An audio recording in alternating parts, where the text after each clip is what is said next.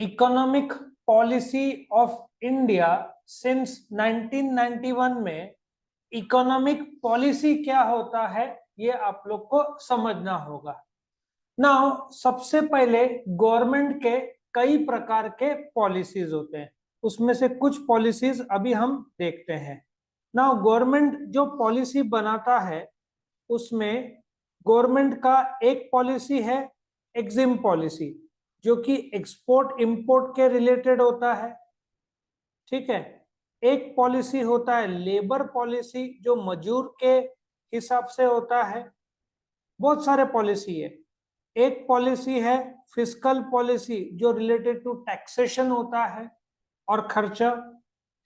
एक है monetary policy, जो कि रिलेटेड टू नो करेंसी और क्रेडिट के हिसाब से होता है। ये जो है इकोनॉमिक पॉलिसी तुम्हारा, ठीक है, इकोनॉमिक पूरे देश के लिए ये लोग जो पॉलिसी बना रहे हैं इसके बारे में हम लोग चर्चा कर रहे हैं। गवर्नमेंट वक्त जो है इंडिपेंडेंस के बाद अलग अलग पॉलिसीज बनाता आया है।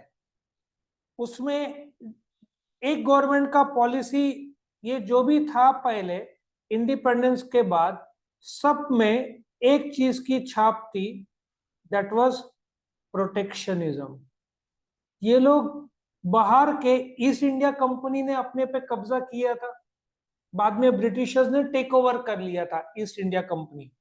सो इंडिया का पॉलिसी वो ईस्ट इंडिया कंपनी की वजह से इतना प्रोटेक्टिव पॉलिसी था कि हम बाहर की कंपनीज को आने ही नहीं देते थे। 1970s में there were two companies, IBM जो कि कंप्यूटर की उस समय की नंबर 1 कंपनी थी अमेरिकन, और एक कोका कोला। जनता गवर्नमेंट, इंदिरा गांधी गवर्नमेंट ने दोनों को हकाल दिया। ये दो फॉरेन कंपनीज थे, उनको भी आउट कर दिया। तो बोलने का तात्पर्य था कि सब कुछ इंडिया में बनाओ, इंडिया में बेचो। लेकिन एक दिक्कत इंडिया को तभी भी था और आज भी है।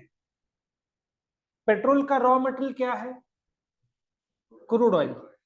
क्रूड ऑयल हमको इंपोर्ट करना पड़ता था। बाहर के कंपनीज इंडिया में थे नहीं, आईटी सेक्टर इतना डेवलप हुआ नहीं था। हम फ्रूट वेजिटेबल्स एक्सपोर्ट करते थे, बट कितना होगा? उस समय का अपना पेट्रोल का बिल कम से कम 2 लाख करोड़ था, आज तो 9 लाख करोड़ है। तो उस समय चलो और 1 लाख करोड़ कम कर देते, 1 लाख करोड़ का इंपोर्ट है, पेमेंट तो डॉलर्स में करना पड़ेगा। पेट्रोल का बिलिंग कैसे होता है? डॉलर्स में होता है। तो अपने देश की ये जो पॉलिसी 1947 से 1991 तक के जो पॉलिसीज थे, उसके वजह से अपने देश की हालत खराब होती गई। ठीक है। सो यहाँ पे इकोनॉमिक क्राइसिस अपना शुरू हुआ 1990s में, और ये हालत इतना बुरा हो गया 1991 में, जो आज पाकिस्तान का है। हमारे पास करीबन 2 से 3 हफ्ते का सिर्फ करेंसी बचा, 2 से 3 हफ्ते का करेंसी बचा था टू पे इन फॉरेन एक्सचेंज डॉलर्स के लिए। इतनी इंडिया इंटरनेशनल लेवल पे इंसॉल्वेंट होने वाला था, जो श्रीलंका हो चुका है, वेनेजुएला हो चुका है। पाकिस्तान यही स्थिति में है जो इंडिया 1991 की स्थिति में था। पाकिस्तान ने भी वही किया है जो इंडिया ने किया था। फर्क यह है कि इंडिया को आईएमएफ ने बचा लिया। अब इंडिया ने क्या किया मैं बताता हूं। उस समय जो हालत था इंडिया का, इमरजेंसी सिचुएशन था। तो इंडिया ने उसमें 3 किरदार थे, वो अभी 3 किरदार के बारे में मैं डिस्कस करूंगा। इंडिया को बचाने वाला इंटरनेशनल मॉनेटरी फंड एक ऐसा संस्था है जो फॉरेन करेंसी के लोन्स दे। इंडिया में उस समय 2 किरदार को बड़ा क्रेडिट दिया जाता है। उस समय के प्राइम मिनिस्टर नरसिम्हा राव, ये प्राइम मिनिस्टर थे, ठीक है, उस समय के। और डॉक्टर मनमोहन सिंह, जो उस समय के फिनेंस मिनिस्टर थे, ये फिनेंस मिनिस्टर थे। ये जो क्रेडिट है, आज अपना देश इतना आगे है, इसकी शुरुआत इन दोनों ने देखा जाए तो किया। असली क्रेडिट डॉक्टर मनमोहन सिंह को जाता है। इन लोगों ने अप्रोच किया आईएमएफ को कि हमको बचा लो, कर्जा दो। समझ में आ रहा है? हमारे पास 2 ही हफ्ते का फॉरेन एक्सचेंज बचा था। तो इन दैट केस अपना इन्फ्लेशन, महंगाई 16.7% में आ गया। जो पाकिस्तान में हो रहा है सेम महंगाई दर एकदम बढ़ गया। और डॉलर का रेट अपना आरबीआई डिसाइड करता था। अभी गवर्नमेंट का खर्चा रेवेन्यू से ज्यादा था। Defence expenditure, subsidies, interest on loan, ये बजट में भी 45 लाख करोड़ का अपना बजट है। 20% तो सिर्फ ब्याज भरने में जा रहा है। 20% अपना बजट का करीबन 9 लाख करोड़ का तो ब्याज है जो अपने को पे कर अपने पास है। पाकिस्तान को ब्याज पे करने के लिए भी लोन लेना पड़ रहा है, लेकिन अभी लोन कोई दे नहीं रहा है। और उनके पास आखिरी 2-3 हफ्ते, मतलब फरवरी पकड़ लो, मार्च में वो इंसॉल्वेंट हो जाएगा, किसी ने कर्जा नहीं दिया। तो हमने अप्रोच किया आईएमएफ को, क्योंकि हमारा खर्चा ज्यादा था, आमदनी नहीं था, एक्सपोर्ट नहीं था। क्योंकि फॉरेन के कंपनीज अभी जो भी है, एप्पल जो आते हैं, आधे आधे गाड़ियां तो एक्सपोर्ट होते हैं। उस समय मारुति था, एम्बेसडर था, एक फिएट 118 एनी जो उस समय का फेमस गाड़ी था। ये 2-3 गाड़ियां थे।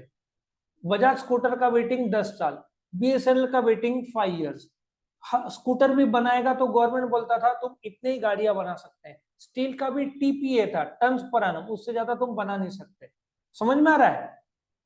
ड्राकुला टाइप कायदे थे कि तुमको बांध दिया गया था। अब बांध दिया गया तो खुद तो बन जाओगे, तो खुद को तो चोट पहुंचनी है, और वो चोट पहुंची 1991 में। लेकिन एक अच्छा है कि doctor Manmohan Singh was a very skilled person. आगे चलकर भले ही प्राइम मिनिस्टर में उनकी इमेज मार्केट में जो भी है, बट फाइनेंस मिनिस्टर में he was a genius. He approached home, world bank नहीं, आईएमएफ। आईएमएफ तो जबरदस्त संस्था है, वो तो स्मार्ट संस्था है। उन्होंने कंडीशन लाया, आपको कर्जा चाहिए, हम देने को तैयार है, लेकिन आपको हमारे कुछ शर्तें मानने पड़ेंगे। आप डॉलर, आपका आरबीआई डिसाइड करता है डॉलर का रेट, अभी उसको मार्केट में जाने दो। आप फॉरेन के कंपनीज को आने नहीं देते हो, आने दो। आप हर चीज में लाइसेंस करवाते हो, ये रोको। ये कंडीशंस रखे। अभी भी आईएमएफ ने कंडीशन रखा है, पाकिस्तान का पेट्रोल का सब्सिडी हटाओ, 125 से 250 रुपया हो गया। पाकिस्तान की मजबूरी, हटाना पड़ा। अभी इलेक्ट्रिसिटी का सब्सिडी हटाने को बोल रहा है, तब तक आईएमएफ लोन दे नहीं रहा है और पाकिस्तान मान नहीं रहा है। समझ में आ रहा है? इंडिया को झक मार के मानना पड़ा। और ये जो कंडीशंस जो थे आईएमएफ के, उसको इंडियन रूप देकर उन्होंने एक नया इकोनॉमिक पॉलिसी बनाया 1991 में। भाई लोगों ने डेट नहीं दिया, मैं बता देता हूँ। इट वाज 24 जुलाई, 24 जुलाई को ये नया इकोनॉमिक पॉलिसी आया। डॉक्टर मनमोहन सिंह को पता नहीं प्राइम मिनिस्टर के तौर पर कितने लोग याद रखेंगे, बट ये नए इकोनॉमिक पॉलिसी के लिए उनको इंडिया हमेशा याद रखेगा। आपके मन में आ रहा होगा उन्होंने किया क्या, वो फीचर्स में आएगा। ठीक है, मैं सिर्फ बता रहा हूं कि 1985 से प्रॉब्लम शुरू हो गए थे अपने देश में। तुम्हारा गाड़ी का हवा कम है, चलेगा चलेगा, वीक होते जाएगा, वीक होते जाएगा, लास्ट में पंक्चर तो होना ही है। 1991 में पूरा पंक्चर, 3 हफ्ते का फॉरेन एक्सचेंज बचा। जैसे ही नया इकोनॉमिक पॉलिसी लाया, आईएमएफ ने लोन दे दिया और इंडिया बच गया, इंटरनेशनल इंसॉल्वेंसी से बच गया।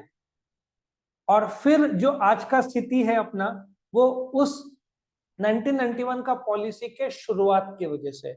उस पॉलिसी पे बाद में गवर्नमेंट ने काफी बदलाव किए, वो मैं फीचर्स में डिस्कस करूंगा, ऑब्जेक्टिव्स में भी कुछ हद तक बताऊंगा। तो नए इकोनॉमिक पॉलिसी में जो गवर्नमेंट है वो कंट्रोलर और रेगुलेटर। अच्छा, उस समय के कायदे एक बताता हूं। ये पेन मैंने बनाया, इस पे क्या लगेगा, सेंट्रल एक्साइज। तभी central excise and salt act 1944 था। एंड सॉल्ट को बाद में नाम हटा दिया था, अब वो सब बंद होके जीएसटी आ गया। मुझे पेन बेचना है, मैंने बना लिया है, लेकिन एक्साइज का ऑफिसर गवर्नमेंट का आदमी आएगा, मेरे इनवॉइस पे गेट पास बनाएगा, तब ये बाहर जाएगा। भाई क्यों?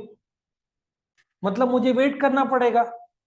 अब भारत में लाखों कंपनीज, कैसे चलेगा? तो भाई एक गेट पास में एक्साइज ऑफिसर आएगा ही नहीं, खुद से खुद क्लियर करो। समझ में आ रहा है? सो कायदे गवर्नमेंट को बदलने पड़े, तुम कंपनीज को कब तक रोक के रखोगे? तो ये जो पॉलिसी बना 1991 में 24 जुलाई, और फिर अगस्त में एक और इंप्रूवमेंट, और फिर सब्सिक्वेंट इंप्रूवमेंट्स, इसको एनईपी का नाम दिया जाता है। और ये कंसेप्ट है न्यू एजुकेशन पॉलिसी, जिसका हिस्टोरिकल बैकग्राउंड मैंने दिया। लॉजिक समझ में आ रहा है? बहुत सारे पॉलिसीज है, उसमें हम इस चैप्टर में कौन सा स्टडी कर रहे हैं? Economic policy, EXIM, labour, fiscal, monetary, बहुत सारे पॉलिसीज है, वो तुमको सिलेबस में नहीं है। ये हमने अलग अलग लेवल पे सीखा है। एक्जिम एक्सपोर्ट इंपोर्ट में आता है, फिस्कल टैक्सेशन में आता है, मॉनेटरी, इकोनॉमी, मैक्रो इकोनॉमी, ये सब मैक्रो इकोनॉमिक्स के। ठीक है। सो यहाँ पे हिस्ट्री और कंसेप्ट ऑफ एनईपी शॉर्ट में न्यू इकोनॉमिक पॉलिसी 1991 खत्म होता है। कोई क्वेश्चंस? ओके।